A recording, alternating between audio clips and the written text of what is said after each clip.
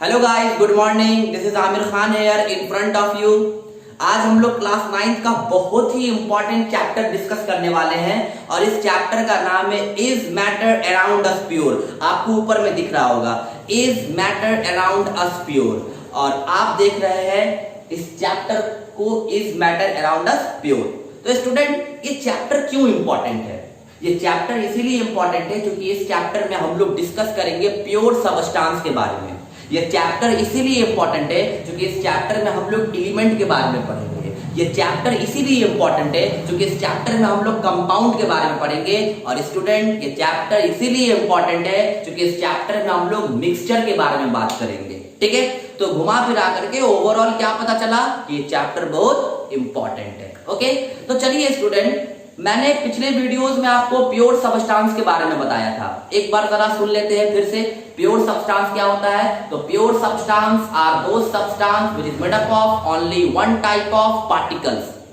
Pure substance हम उस substance को कहते हैं जो सिर्फ और सिर्फ एक ही तरीके के पार्टिकल से मिलकर बना हो।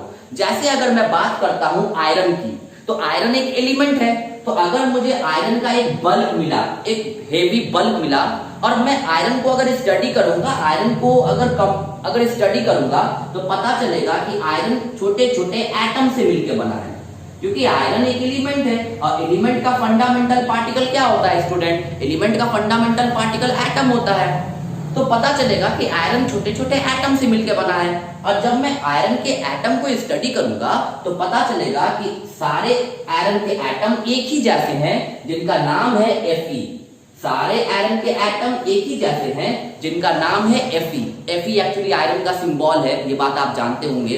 ठीक है, तो पता ये चला कि ये पूरा का पूरा जो आयरन एलिमेंट है वो सब का सब एक ही तरीके के एटम से मिलकर बना है। ये पूरा का पूरा आयरन एक ही तरीके के एटम से मिलकर बना है और एटम तो यहाँ पर पार्टिकल है। इसका मतलब आयरन जो है अपना प्योर सबस्टांस है क्योंकि ये एक ही तरीके के पार्टिकल से मिलकर बना है। ओके, तो प्योर सबस्टांस क्या होगा? ऐसा सबस्टांस जो एक ही तरीके के पार्टिकल से मिलकर बना हो, उसमें कोई मिलावट नहीं हो, पार्टिकल एक ही तरीके का हो, उस सब्सटेंस को हम लोग प्योर सब्सटेंस कहते हैं। The substance which is made up of only one and only one type of particle, such type of substance are called pure substance. तो ये बात तो आप समझ गए। इम्प्योर सब्सटेंस क्या होता है? जो एक से ज्यादा पार्टिकल से मिलकर बना हो। डे टू लाइफ में भी ना, अगर हम किसी से दूध खरीद रहे हैं, मिल्क खरीद रहे हैं और दूध वाला दूध में पानी मिला दिया है तो वो इम्प्योर हो जाएगा ना, क्योंकि उसमें दो और दो से ज्यादा चीजें मिल गई ना।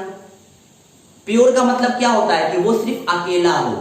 अगर दूध में कुछ नहीं मिला है, वो सिर्फ मिल्क ही है, कुछ है ही नहीं उसमें, सिर्फ मिल्क है, तो तभी ना उसको प्योर बोलेंगे। तो प्योर का मतलब जो एक ही तरीके के चीजों से मिलके बना हो, जो एक ही तरीके के पार्टिकल से मिलके बना हो।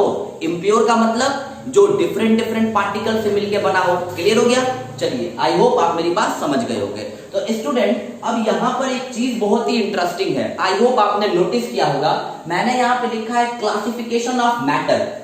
फर्स्ट चैप्टर जो हम लोगों का 9th का था, उस चैप्टर का नाम क्या था? Matter in our surrounding. हमारे चारों तरफ मैटर। हमने सॉलिड पढ़ा, लिक्विड पढ़ा, गैस पढ़ा, प्लाज्मा पढ़ा, बोस आइंस्टीन कंडेंसेट लास्ट तक पढ़ा। तो मैटर तो हम लोग जानते हैं, anything which has mass and occupy space is called matter. तो अब मैटर का जरा क्लासिफिकेशन देख लेते हैं हम लोग। क्लासिफिकेशन का मतलब क्या होता है स्टूडेंट? क्लासिफिकेशन का मतलब होता है चीजों को ग्रुप में बांट देना। क्लासिफिकेशन का मतलब होता है स्टूडेंट डिवीजन। अगर हम चीजों को अलग अलग ग्रुप में बांट देते हैं तो उसी को क्लासिफिकेशन कहते हैं। और दुनिया का हर क्लासिफिकेशन किसी ना किसी बेसिस पे होता है। मैं आपके सामने एक लाइव एग्जांपल देना चाहता हूं मार्कर का। एक सेकंड देखिए स्टूडेंट, मेरे पास ना यहाँ पर बेसिकली दो मार्कर है, एक ब्लैक मार्कर और एक रेड मार्कर है। तो दोनों मार्कर, लेकिन किस बेसिस पर इसको हम डिवाइड कर दिए? कलर के बेसिस पर। एक को रेड कहा तो एक को क्या कहा? ब्लैक कहा। तो दुनिया का हर क्लासिफिकेशन ना किसी बेसिस पे होता है। तो अब हम मैटर को क्लासिफाई करेंगे किस बेसिस पे? दो बेसिस पे। फर्स्ट बेसिस क्या हो गया? On the basis of physical properties. Second basis क्या हो गया? On the basis of chemical properties. तो मैटर को फिजिकल प्रॉपर्टी के बेसिस पर डिवाइड करेंगे, मैटर को केमिकल प्रॉपर्टी के बेसिस पर डिवाइड करेंगे। तो आज हम लोग सबसे पहले पढ़ेंगे classification of matter on the basis of physical property. Actually गर्मी बहुत है इसलिए पूरा मेरा बॉडी स्वेट से भीग चुका है और मैं बहुत मेहनत करके आपके लिए वीडियो बना रहा हूँ, तो कम से कम वीडियो को लाइक जरूर करना और हो सके तो वीडियो को आप लोग शेयर जरूर करना अपने फ्रेंड में। और चैनल पे अगर आप नए हो तो प्लीज सब्सक्राइब करना, क्योंकि ये मेहनत मैं किसके लिए कर रहा हूँ, आपके लिए कर रहा हूँ। और मैं डेली बेसिस पे वीडियो बनाऊंगा। और जहां तक बात है सीक्वेंस का, तो सीक्वेंस में ही मैं वीडियो बनाऊंगा और मैं एजुकेशन से रिलेटेड ऐसे ही वीडियो लाता रहता हूँ, इसलिए चैनल को प्लीज सब्सक्राइब करना और ज्यादा से ज्यादा आप लोग इसको शेयर करना। ओके, चलिए तो मेरी बात को जरा ध्यान से समझिए। हम लोग सबसे पहले मैटर का क्लासिफिकेशन पढ़ेंगे on the basis of physical properties. तो अब स्टूडेंट, अब यहाँ पर एक टर्म है फिजिकल प्रॉपर्टीज। तो आखिर ये फिजिकल प्रॉपर्टी क्या होता है? आखिर ये फिजिकल प्रॉपर्टीज क्या होता है? फिजिकल प्रॉपर्टीज का क्या मीनिंग है? तो सुनिए, physical properties are those properties which are depends upon temperature and pressure. Physical properties हम उस प्रॉपर्टी को कहते हैं जो टेम्परेचर और प्रेशर पर डिपेंड करता हो। मैं छोटे से एग्जांपल से बताता हूं। देखिए, 100 डिग्री सेल्सियस पर वाटर किस फॉर्म में होगा? गैस के फॉर्म में, है ना। चलिए 100 नहीं लेते क्योंकि ये तो उसका जंक्शन है, क्योंकि 100 डिग्री सेल्सियस पे वेपर कंडेंस होना भी शुरू होता है। 101 डिग्री सेल्सियस पे वाटर किस फॉर्म में होगा? गैस के फॉर्म में। चलिए 25 डिग्री सेल्सियस जो कि रूम टेम्परेचर है, इसमें वाटर किस फॉर्म में होगा? तो लिक्विड के फॉर्म में।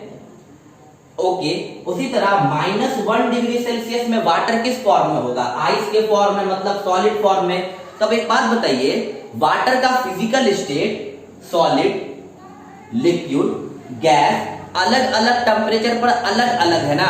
इससे ये पता चला कि जो फिजिकल प्रॉपर्टी होता है, फिजिकल प्रॉपर्टी मतलब जो हार्डनेस को बताता है, कंप्रेसिबिलिटी को बताता है, जो सॉलिड, लिक्विड और गैस के बारे में बताता है।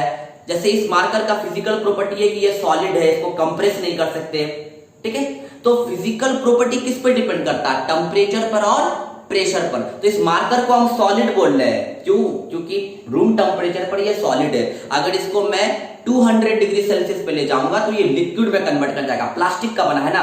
तो फिजिकल प्रॉपर्टी डिपेंड कर रहा है टेम्परेचर पर। -1 डिग्री सेल्सियस पर वाटर आइस है, फिजिकल स्टेट। 25 डिग्री सेल्सियस पे वाटर लिक्विड है, इसका फिजिकल स्टेट। और 101 डिग्री सेल्सियस पे वाटर किस फॉर्म में? गैस के फॉर्म में। और आपको ये बात पता होगा, लो टेम्परेचर पर हाई प्रेशर होता है और हाई टेम्परेचर पर लो प्रेशर होता है। इससे यह पता चला कि फिजिकल प्रॉपर्टी डिपेंड कर रहा है टेम्परेचर पर और प्रेशर पे। अलग अलग टेम्परेचर पर, अलग अलग प्रेशर पर चीजों का फिजिकल प्रॉपर्टी बदल जाता है। तो physical property are those property which are depends upon temperature and pressure. मतलब जो फिजिकल प्रॉपर्टी है सॉलिड, लिक्विड, गैस, ये डिपेंड करता है टेम्परेचर और प्रेशर पर। तो हम लोग मैटर का क्लासिफिकेशन देखेंगे on the basis of physical properties. आप पहले इस वीडियो को पॉज करके इन सारी चीजों को नोट कीजिए। ओके स्टूडेंट, तो चलिए हम लोग सबसे फर्स्ट पॉइंट पढ़ लेते हैं on the basis of physical properties, classification of matter. हम लोग अब मैटर को क्लासिफाई करेंगे किस बेसिस पर? तो हमारा आधार बना, हमारा बेसिस बना फिजिकल प्रॉपर्टीज। फिजिकल प्रॉपर्टी कौन सा प्रॉपर्टी होता है? ऐसा प्रॉपर्टी जो डिपेंड करता है टेम्परेचर पर और प्रेशर पर। ओके, तो अब देखिए, अब फिजिकल प्रॉपर्टी के बेसिस पर मैटर के 2 टाइप्स है। On the basis of physical property there is a 2 type of matter. Matter के 2 टाइप होंगे, एक होंगे प्योर सब्सटेंस, एक होगा इम्प्योर सब्सटेंस। मैं थोड़ा देर में पॉज करा के दिखाऊंगा, पहले आप मेरी बात को ध्यान से सुन लीजिए। ओके, और कभी भी वीडियो देखो तो पूरा कंप्लीट करके देखो, ऐसे क्लियर हुआ? और ईयरफोन लगा करके भी, ताकि अच्छे से साउंड आए। और कोई भी प्रॉब्लम हो तो कमेंट बॉक्स में आप हमसे पूछ सकते हैं, ठीक है। तो मैटर का 2 टाइप्स है, प्योर सब्सटेंस और इम्प्योर सब्सटेंस। अब देखिए, pure substance is further 2 type. आप यहां पर देख सकते हो student, pure substance is further 2 type, elements and compound. तो प्योर सब्सटेंस आपको 2 तरीके का होगा, एलिमेंट्स एंड कंपाउंड्स। आप एलिमेंट्स के बारे में जानते होंगे। एलिमेंट फिर फर्दर 3 तरीके के होते हैं, वो हम लोग आगे पढ़ेंगे, मेटल्स, नॉन मेटल्स और मेटेलोइड्स। तो ये बात आप जानते हो। कंपाउंड्स में भी हम लोग आगे पढ़ेंगे, 2 तरह के कंपाउंड होते हैं, ionic compound and covalent compounds. Okay, ionic compound and covalent compound, ठीक है। अब चलिए, इम्प्योर सब्सटेंस को क्या कहते हैं? इम्प्योर सब्सटेंस का मतलब हो गया जो 2 से ज्यादा चीजों से मिलकर बनी हुई अलग अलग। तो इम्प्योर सब्सटेंस को हम लोग आम भाषा में ना मिक्सचर कहते हैं। तो यहाँ पर और करके आप लिख सकते हो, इम्प्योर सब्सटेंस को क्या कहते हैं, मिक्सचर। अब इम्प्योर सब्सटेंस दो तरीके का होगा, homogeneous mixture and heterogeneous mixture.